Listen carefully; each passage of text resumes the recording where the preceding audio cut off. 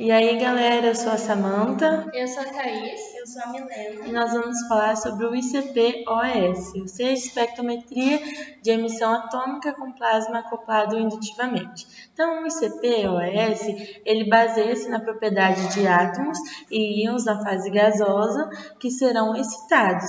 E aí ele passa para uma camada mais energética. Mas ele tende a voltar para o seu estado fundamental e ele emite essa energia. Então, toda a energia que é fornecida é liberada, pois ele não utiliza ela para rotacionar, por exemplo. Então, a energia que é utilizada é a energia térmica. Então, essa energia, ao entrar em contato com a minha amostra, irá excitar os seus elétrons e, quando voltar ao seu estado fundamental, ele emite em forma de radiação. Então, como podemos ver, esse diagrama mostra que a energia que ele absorve, que o meu elétron absorve, vai emitir.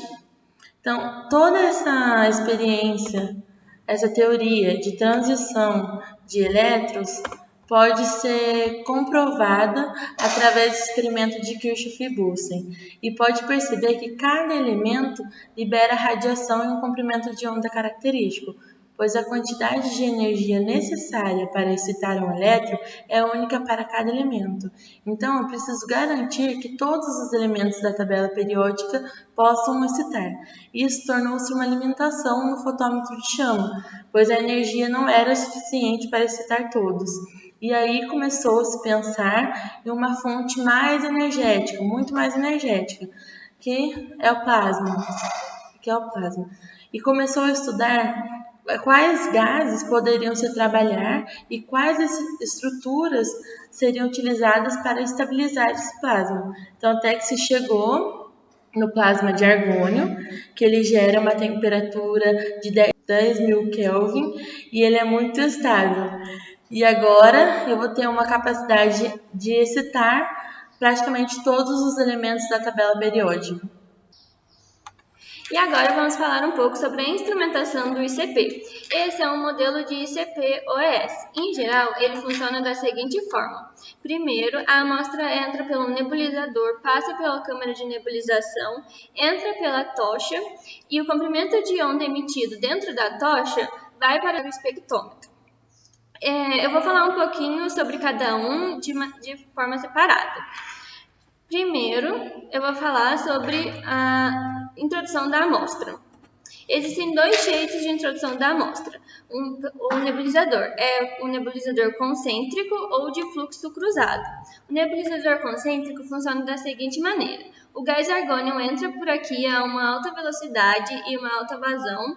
Quando ele é estrangulado nessa parte aqui, ele forma uma pressão e essa pressão suga a amostra por aqui. Quando a amostra entra em contato com o gás argônio, ela forma a névoa e as gotículas. O nebulizador de fluxo cruzado, o gás argônio entra por aqui, a amostra por aqui, e quando eles entram em contato, também forma a névoa e as gotículas. Após a formação das gotículas, estas vão para a câmara de nebulização, que faz a seleção das gotículas, removendo as de grande diâmetro, que vão embora por esse dreno. As gotículas de menor diâmetro passam por esse dreno aqui e vão em direção à tocha. Agora vamos falar sobre o plasma e a tocha. A tocha é formada por 3 cubos concêntricos, uma bobina de indução e um anodo. Sua finalidade é manter o plasma. A formação do plasma é composta por 3 etapas. Primeiro, o tubo concêntrico externo, onde o gás argônio é introduzido a uma alta vazão, criando um bolsão, que faz com que o plasma não trinque a tocha. A segunda etapa acontece no tubo concêntrico intermediário. O gás argônio entra para auxiliar na estabilização do plasma, que acontece quando a bobina é ligada. A terceira etapa é a introdução da amostra pelo tubo concêntrico interno. Agora eu vou explicar um pouco da formação do plasma por aqui.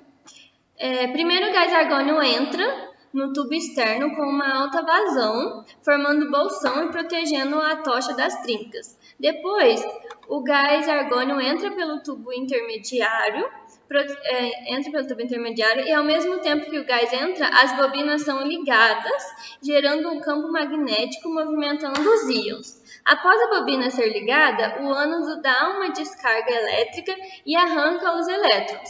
Depois acontece a estabilização do plasma e, por fim, a amostra é introduzida. Aqui temos um esquema de como acontece a emissão atômica dentro do plasma. Primeiro, acontece a dissolvatação e a atomização, aqui no número 6. Depois a excitação e a emissão, que é onde as amostras são analisadas, aqui no número 4. Geralmente é uns 15 a 20 milímetros de altura acima do núcleo do plasma. Isso acontece porque é aproximadamente nessa altura que o argônio não causa interferência na amostra. Aqui é um exemplo do que acontece com um átomo dentro da tocha: a dissociação, a excitação térmica e a emissão dentro da chama. Depois da emissão, é preciso separar as linhas de emissão. Isso é feito por um policromador, que é uma novidade da técnica. Ele consegue separar e selecionar todas as linhas emitidas ao mesmo tempo, dando seletividade e simultaneidade para a técnica.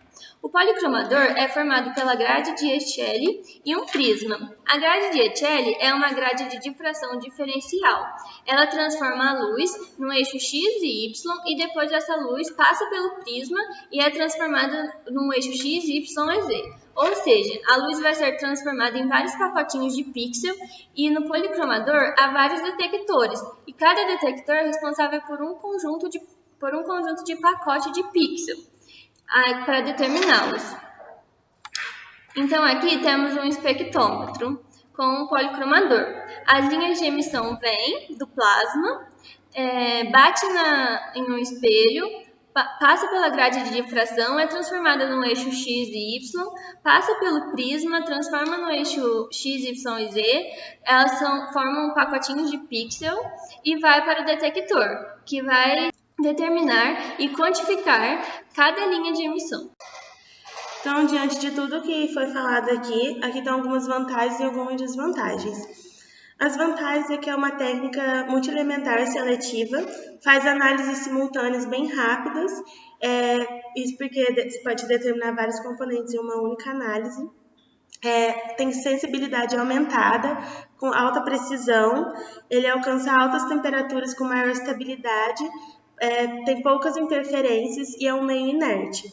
E algumas desvantagens é que o custo operacional é bem alto, ele tem uma vazão de 1 metro cúbico mais ou menos por minuto de argônio e somente 5% da amostra é atomizada e vai para o plasma. Porque se fosse ter uma amostra bem grande, ia precisar de muita energia e seria bem mais difícil atomizar tudo para poder ir para o plasma. E vamos falar um pouco sobre as aplicações do ICP. Ele tem se tornado uma fonte espectroscópica de emissão mais utilizada. Isso se dá por conta de todas essas vantagens que foi falado anteriormente, mas contudo tem essa desvantagem dele ser muito caro. Ele já é um equipamento caro para se adquirir, mas existe um custo também alto para poder manter ele, já que o plasma ele é feito de argônio, que não é um gás barato, e em nenhum momento depois que o equipamento ele é ligado, pode ficar sem essa passagem de argônio dentro dele, para que não ocorra as trincas. E essa vazão ela é bem alta, como eu já falei, ela é 1 litro por minuto, e só até que consegue estabilizar todo o equipamento, ele demora em torno de 30 minutos.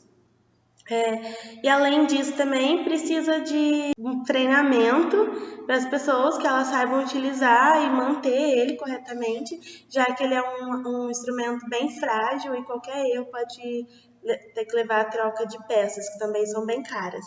O ICP ele é capaz de determinar todos os elementos da tabela periódica, além dele ser o único capaz de determinar metais. Porém, ele não tem uma precisão muito grande em relação ao sódio, igual quando ele é analisado pelo fotômetro de chama, por conta do sódio causar algumas interferências. Além da variedade dos tipos de amostras, também existem diferentes áreas que podem ser analisadas pelo ICP, como geologia, meio ambiente, siderurgia, medicina, biologia, agricultura, alimentos, entre outras variadas. Assim, ele é amplamente empregado, por exemplo, na determinação de traços de metais em amostras ambientais, como em águas potáveis, efluentes e poços artesianos. E ele também é usado na determinação de traços de metais, por exemplo, em produtos de petróleo, em alimentos e amostras geológicas, materiais biológicos e no controle de qualidade industrial. E o DCP ele tem encontrado um nicho considerável nas determinações de traços de metais em solos e amostras geológicas. Essas determinações elas tornam possível estabelecer correlações e poder tirar conclusões que são são impossíveis tirar por meio da avaliação de um único elemento. Por exemplo, a determinação de traços de metais que podem auxiliar a apostar a origem de produtos de petróleo encontrados em derramamentos de óleo ou identificar as fontes de poluição. E aqui tem uma tabelinha com comparação entre os métodos de análise que foram estudados de espectrometria. E, por exemplo, a precisão da absorção em forno de grafite, ela é maior do que em plasma, só que o forno de grafite, ele analisa só um elemento por vez e demora de 3 a 4 minutos, enquanto a emissão em plasma, ele analisa por minuto de 6 a 60 elementos. Então, uma coisa vai compensando a outra. E aqui nós temos as nossas referências. Muito obrigada. Obrigada.